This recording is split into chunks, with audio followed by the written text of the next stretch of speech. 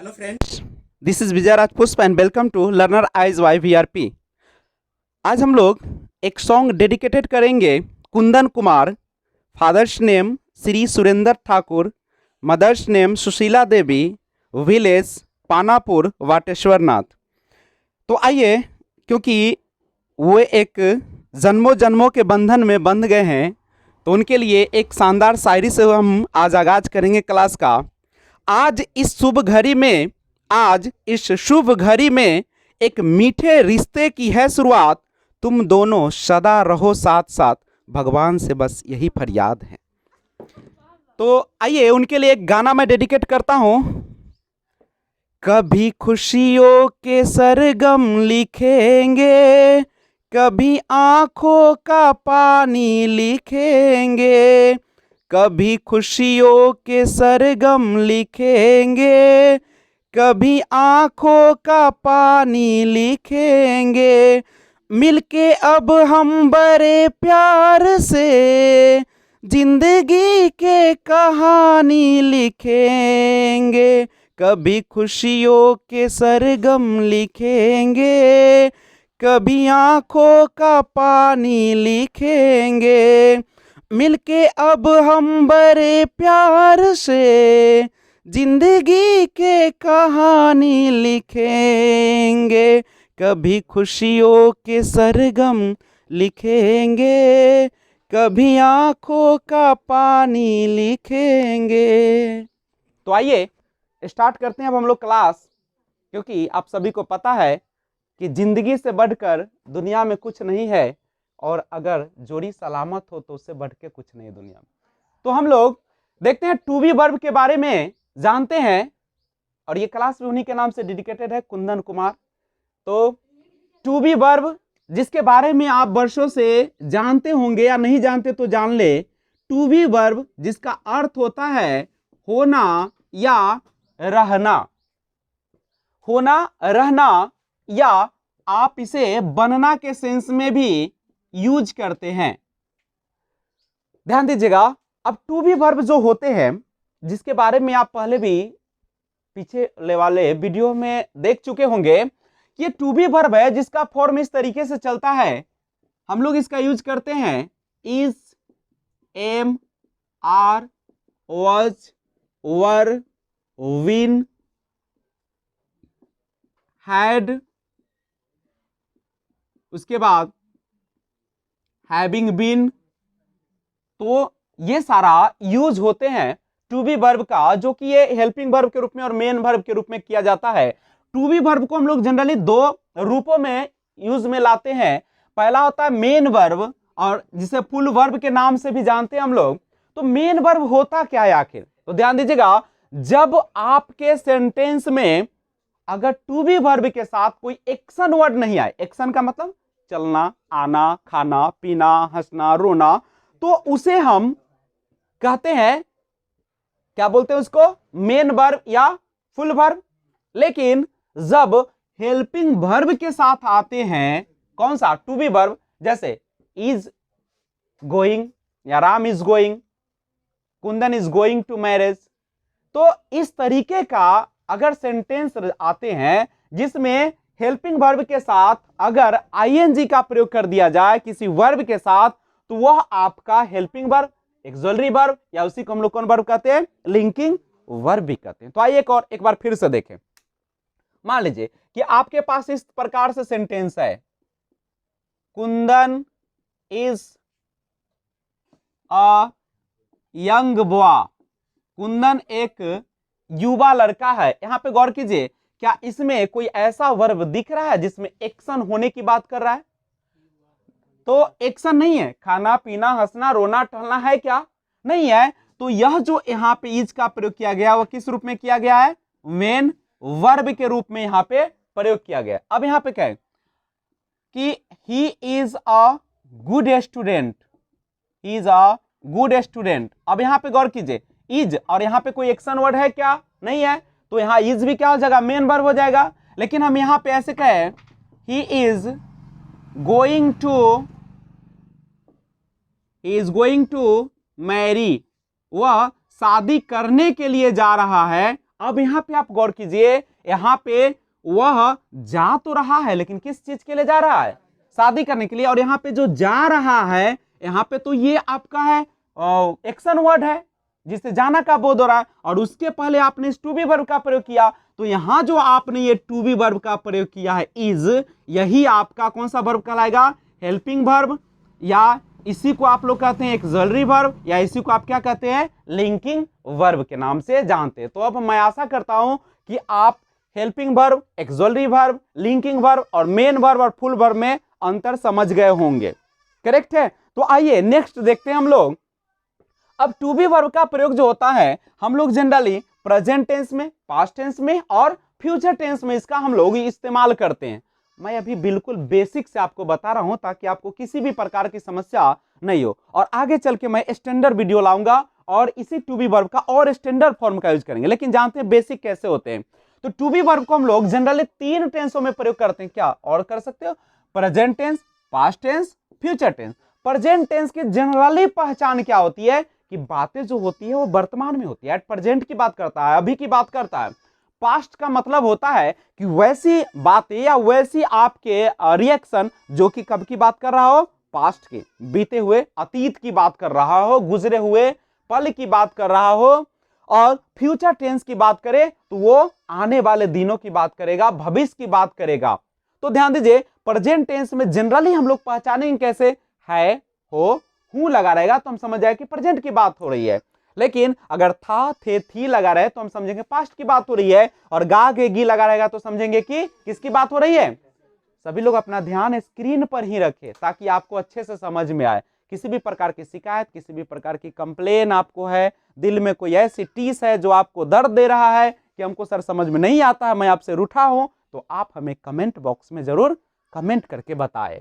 तो आइए अब देखिए, जब प्रेजेंट में यूज कीजिएगा तो आप जनरली यूज करते हैं इज, एम, आर। करते तो बहुत सारे, हैज का भी प्रयोग करते हैं हम लोग प्रेजेंट के लिए, नहीं हैव का भी प्रयोग करते हैं, लेकिन इज, एम, आर का प्रयोग करेंगे। पास्ट में वाज, वर का प्रयोग करेंगे, हैड का भी प्रयोग कर सकते हैं, और फ्यूचर में शैल और विल का प्रयोग करेंगे। अब ये डिपेंड करेगा कि सेंटेंस हमारा किस प्रकार से आने वाला है। अगर जनरली वो स्टेट की बात करेगा, अवस्था की बात करेगा, जैसे सीता खुश रहेगी, सीता कैसी रहेगी? खुश रहेगी, अवस्था है उसकी, तो वहां पे रहना के लिए बी का प्रयोग कर देंगे, और क्या करेंगे? नहीं। अब गौर कीजिए, प्रेजेंट में जैसे मैं किसान हूं, मैं एक किसान हूं, आई एम अ फार्मर। वह डॉक्टर था, he was a doctor. Sita खुश रहेगी, सीता विल बी हैप्पी। आगे अब हम लोग जानते हैं कुछ ऐसे प्रेजेंट, पास्ट और फ्यूचर में किस प्रोनाउन के साथ कौन से हेल्पिंग वर्ब या मेन वर्ब का प्रयोग किया जाता है। जैसे आई के साथ देखिए, प्रेजेंट में एम, पास्ट में वाज और फ्यूचर में शैल का प्रयोग होगा। इस तरीके से वी के लिए आर, पास्ट में वर और फ्यूचर में शैल। यू के लिए प्रेजेंट में आर, पास्ट में वर और फ्यूचर में विल। ही देखिए, प्रेजेंट में ही के लिए इज, पास्ट के लिए वाज, फ्यूचर के लिए विल। सी के लिए देखिए, प्रेजेंट में इज, पास्ट में वाज और फ्यूचर में विल। इट प्रेजेंट में इज, पास्ट में वाज, फ्यूचर में विल। दे के साथ प्रेजेंट में वह आर, पास्ट में वर और फ्यूचर में विल। एक लाइन में आप देखें तो प्रेजेंट में, प्रेजेंट टेंस में आई के साथ एम, वी के साथ are, you are, he is, she is, it is, they are. Past में जाएंगे तो आई के साथ वज, वी वर, यू वर, ही वज, सी वज, इट वज, दे वर। फ्यूचर टेंस में जाएंगे तो आई के साथ शैल, वी शैल। आई और बी में केवल शैल का प्रयोग करिएगा, और सारे रिमाइंडर जो होगा, लेफ्ट जो होगा, बचा हुआ, उसमें आप विल का प्रयोग करें। You will, he will, she will, it will, they will. तो ये था हमारा बेसिक। अब आगे बढ़ते हैं इसी में। तो ध्यान दीजिए, अगर आपको नाउन दिया रहे, एडजेक्टिव दिया रहे, प्रोनाउन दिया रहे और लास्ट में है, हो, हूं का प्रयोग कर दिया गया हो, तो आप उसके साथ किसका प्रयोग करेंगे? इज, एम, आर का प्रयोग करेंगे। जैसे एग्जांपल से देख सकते हैं, मैं शिक्षक हूं, तो मैं शिक्षक हूं, एक ही ना हूंगा मैं, तो क्या हो जाएगा? आई एम अ टीचर ना, आई एम अ टीचर। अगर यही पे रहता इस तरीके से कि हम लोग शिक्षक है, हम लोग शिक्षक हैं, तो हम लोगों का क्या हो जाएगा? वी, और वी के साथ किसका प्रयोग कीजिएगा? आर का प्रयोग कीजिएगा। और यहाँ पे तो एक टीचर की बात नहीं हो रही है, तो हम यहाँ पे क्या लगा देंगे, टीचर्स लगा देंगे। ठीक है, अब यहाँ पे एक और बात, जब बात उठी है तो बढ़ते चलो। जैसे कहें कि तुम लड़की हो तो कैसे बनाइएगा आप लोग, यू आ लड़की के लिए गर्ल। नहीं, अब यहाँ पे एक चीज और मैं आपको प्रोनाउंस करने के लिए सिखा दूं कि किसी भी वर्ड में अगर आर का प्रयोग किया गया हो, किसका प्रयोग किया गया हो, आर का प्रयोग किया गया हो, और उस आर के पहले वोवेल आ जाए, वोवेल लेटर आ जाए, जैसे वोवेल लेटर में ए ई आई ओ यू आ जाए, तो इस आर का साउंड जो हो जाता है आधा अ हो जाता है, और इसको अब हम गर्ल न कह के पढ़ेंगे गर्ल। क्या पढ़ेंगे, गर्ल। यानी ग तो रहेगा और ये आर जो है हाफ अ बन जाएगा, और पढ़ेंगे इस तरह से गर्ल। ऐसा ना डाल के गला दीजिएगा, साउंड निकलनी चाहिए इस तरीके से। लेकिन कब, जब आर के पहले किसका आ जाए, वोवेल आ जाए। एक और देखेंगे बोर्ड, आप लोग अपने स्क्रीन पर ध्यान रखें, आप कहीं नहीं जाए, देखिएगा। जैसे एक और एग्जांपल देखिए, आर है, आर से पहले आप देख रहे होंगे वोवेल साउंड है ना, वोवेल लेटर। तो वोवेल लेटर, तो इस आर का साउंड क्या हो जाएगा, आधा अ। अब इसे हम फॉरगेट नहीं कहेंगे, क्या कहेंगे इसे, फॉरगेट कहेंगे। फॉ, यहाँ पे आधा अ आ जाएगा, फॉरगेट क्या आ जाएगा। तो आइए आराम से लिखना बंद कीजिए, पहले आप लोग समझिए और बाद में लिख लीजिएगा, जिंदगी अभी बची हुई, आपका स्क्रीन भाग नहीं जाएगा, स्क्रीन शॉट ले लीजिएगा। तो फॉरगेट हो जाएगा, नहीं, ध्यान रखिएगा। अब कोई हमसे पूछेगा सर बताइए तो इस आर को क्या आधा अ करेंगे, तो कहिएगा नहीं करेंगे। क्यों, क्योंकि आर से पहले वोवेल नहीं ना है, आर के बाद ना वोवेल है, तो इसको हम रैट ही पढ़ेंगे। और आप लोग पढ़ते हैं इंग्लिश ग्रामर, नहीं, GRAMMAR, आर से पहले देखिए वोवेल है, इसलिए इस आर का साउंड क्या हो जाएगा, आधा अ, और इसका क्या होगा, इसका तो र ही रहेगा। तो क्या पढ़ेंगे, ग्रामर, ग्रामर, ग्रामर, ग्रामर नहीं कहेंगे, ग्रामर कहेंगे। कोई दिक्कत किसी को, एनी प्रॉब्लम है, समस्या, तो कमेंट बॉक्स में कमेंट करें। आगे देखते हैं। अब यहाँ पे है, यह कलम मेरी है, यहाँ पे टीचर क्या था, नाउन को दिखाया, किसको दिखाया, नाउन को दिखाया। और अब हम लोग एडजेक्टिव वाला एग्जांपल पहले लिख लेते हैं। नहीं, जैसे हम कहे कि सीता एक सुंदर लड़की है, लड़की तो है लेकिन कैसी लड़की है।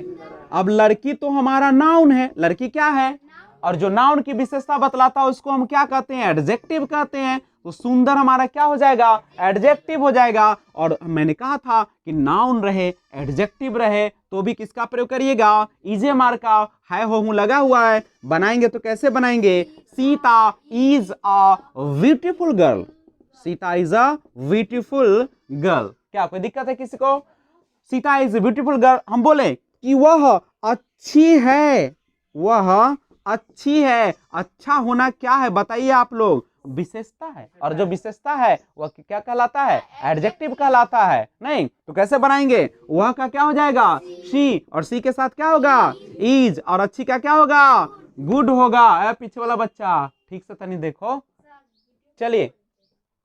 तो सी इज गुड, ध्यान दीजिएगा, सी इज गुड माने वह क्या है, अच्छी है। यहाँ पे अच्छी का मतलब क्या है, विशेषता बता रहा ना, किसका, उसका, वह का, उसका ना बता रहे हैं। तो यहाँ एडजेक्टिव, तो एडजेक्टिव के लिए भी हम लोग किसका प्रयोग कर रहे हैं, किसका प्रयोग कर रहे हैं, इज एम आर का प्रयोग कर रहे हैं। कोई दिक्कत नहीं। आगे, यह कलम मेरी है, यह कलम, यह कलम, यह कलम, कलम, दिस पेन, यह कलम का क्या हो जाएगा, दिस पेन इज अ मेरी। अब यहाँ पे दिस ऐसे आप बनाते हैं, दिस पेन इज मेरी है, मतलब क्या है, मेरी कलम है। माई पेन होता, मेरी कलम का क्या होगा, लिखा है कि यह कलम मेरी है, इसका मतलब कहने का इसका अर्थ क्या है कि यह कलम मेरी है, यही ना बता रहा है आपसे। क्या दिक्कत हो रही है, यह कलम मेरी है, इसका मतलब सेंस क्या है इसका, यह कलम मेरी कलम है, वही ना कहना चाह रहा है। हम बोले कि यह दिमाग है, तो किसका दिमाग है, यह दिमाग मेरा दिमाग है भाई। नहीं, तो यहां पे गौर कीजिए, यह कलम मेरी है, मतलब कह रहा है कि यह कलम मेरी कलम है। लेकिन नियम कहता है कि एक ही सेंटेंस में एक ही नाउन को दो बार प्रयोग नहीं करेंगे। तो उसके लिए किसका प्रयोग करते हैं? नाउन के बदले में किसका प्रयोग होता है? प्रोनाउन का। तो यहाँ पे माई का प्रोनाउन बनाइएगा तो क्या हो जाएगा? माइन हो जाएगा। माई का प्रोनाउन क्या हो जाएगा? माइन हो जाएगा। अब यहाँ पे देखते हैं, हम थोड़ा साइड हो जाते हैं। मान लो आई है, तो आई जो होता है ना, जैसे माई है, माई माने होता है मेरा, नहीं, अब मेरा का प्रोनाउन बनेगा तो क्या बन जाएगा? माइन। आवर का प्रोनाउन बनाइएगा, आवर्स हो जाएगा। यह घर हमारा है, this house is ours, this house is ours. Our नहीं लगाएगा, आवर ये लगेगा तो इसके साथ एक नाउन देना पड़ेगा। क्या देना पड़ेगा? नाउन। जैसे यह मेरी कलम है, दिस इज माई पेन। यह तुम्हारा घर है, दिस इज योर हाउस। नहीं, लेकिन हम बोले यह घर तुम्हारा है, दिस हाउस इज, अब तो तुम्हारा का योर लिखोगे तो गड़बड़ा आ जाएगा, क्योंकि योर के साथ तो एक नाउन चाहिए। इस पर भी हम लोग फुल डिस्कस करते हैं, क्या एक बनाते हैं एक और वीडियो बढ़िया सा। तो आइए तब तक ऐसे समझिए कि एक ही सेंटेंस में एक नाउन को दो बार प्रयोग नहीं करेंगे, उसके लिए हम प्रोनाउन का प्रयोग करेंगे। कौन सा प्रोनाउन का? पॉजेसिव प्रोनाउन का प्रयोग करेंगे। अब भैया सर पॉजेसिव प्रोनाउन क्या होता है, जानने के लिए इस चैनल को सब्सक्राइब करें और बेल आइकन को ऑल पे प्रेस करें और वीडियो लगातार देखें। आने वाले सीरीज में आपको जानकारी दी जाएगी। तो आइए, यह स्कूल हमारा है तो कैसे बनाएंगे? This school is. अगर आपने आवर लिखा है तो यहाँ पे तो नाउन देना पड़ेगा, और एक नाउन को तो दो बार लिख नहीं सकते हैं, तो इसलिए यहाँ पे क्या लिखना पड़ेगा? आवर्स लिखना पड़ेगा। तो आपने देखा कि ये आवर्स प्रोनाउन है, नहीं, यहाँ पे देखा ब्यूटीफुल क्या है? एडजेक्टिव है। और यहाँ पे देखा टीचर क्या है? नाउन है। तो आपने देखा था कि जब सेंटेंस में है हो हूं लगा रहे, और है हो हूं लगा रहे, और नाउन एडजेक्टिव या प्रोनाउन को इंडिकेट करना हो, दिखाना हो, तो आप सिंपली इज एम आर के प्रयोग से बना सकते हैं। कहीं समस्या तो नहीं है? अगर नहीं है समस्या तो मैं कुछ सेंटेंस आपको लिखाता हूं, आप उस सेंटेंस को क्या करें? लिख डाले और स्क्रीनशॉट लेकर बनाए, और उसके बाद आप बनाकर मिलाए। तो आइए देखते हैं इसको। मैं निर्दोष हूं तो कैसे बनाएंगे? I am innocent. हम लोग समझदार हैं, वी आर सेंसिबल। वे लोग पुजारी और नेता है, वे लोग तो क्या हो जाएगा? दे आर प्रिस्ट, लेकिन एक से ज्यादा इसलिए क्या लगाना पड़ेगा? S priest. एंड नेता का क्या लिखिएगा? लीडर्स हो जाएगा। नेक्स्ट है आपके पास आप लोग का होगा यू आर। विनम्र का होता है हम्बल, कॉमा दयालु का हो जाएगा काइंड एंड इंटेलिजेंट। उसके बाद है वह नर्स है, नर्स तो लड़की है, शी इज अ नर्स, क्योंकि एक ही की बात हो रहा है, ये सेंस देखना पड़ेगा आपको। उसके बाद है वे लोग शिक्षक हैं, दे आर, एक से ज्यादा है, टीचर्स हो जाएगा। मैं डॉक्टर हूं, आई एम अ डॉक्टर। मैं भारतीय हूं, आई एम एन इंडियन। हम लोग भारतीय हैं, वी आर इंडियंस। यह मेरी घड़ी है, दिस इज माई वॉच। लेकिन यह कलम तुम्हारी है, दिस पेन इज तुम्हारी, योर्स। वह घर आपका है, दैट होम या हाउस इज, आपका के लिए योर्स का हम लोग प्रयोग करेंगे। तो ये फर्स्ट यूज है। अगला यूज जानने के लिए इस चैनल को सब्सक्राइब करें और मिलते हैं पार्ट 15 में। Thanks for watching, keep watching. जय हिंद, जय भारत, वंदे मातरम।